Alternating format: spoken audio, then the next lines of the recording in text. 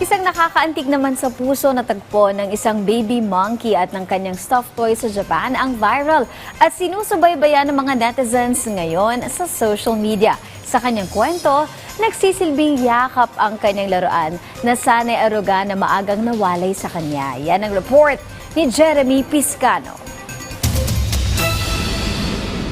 Naging usap-usapan online ng isang batang unggoy na si Punch matapos kumala sa social media ang kanyang nakakaantig na kwento sa Japan. Si Punch ay isang batang makak na inaalagaan sa Ichikawa City Zoo sa Japan. Agad siyang naging viral dahil sa kanyang kalagayan matapos siyang iwan ng kanyang ina.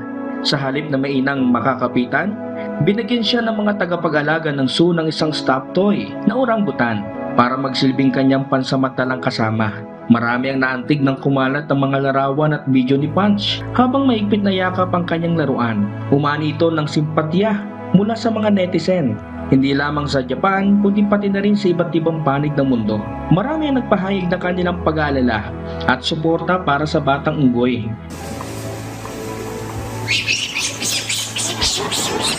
Lalo pang naging emosyonal ang publiko nang lumabas ang isang video kung saan makikitang hinihila si Punch ng isang mas nakakatandang unggoy sa loob ng kanilang kulungan. Sa nasabing video, makikitang tila umiyak si Punch habang hinihila ng paikot-ikot.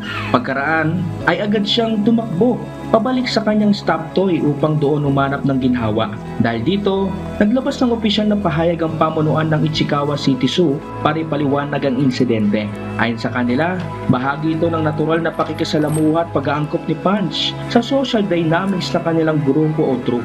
Ipinaliwanag din ng zoo na walang naidalang seryosong agresibong pag-uugali laban kay Punch at ang mga ganitong pangyayari ay bahagi lamang ng proseso ng kanyang integrasyon sa grupo.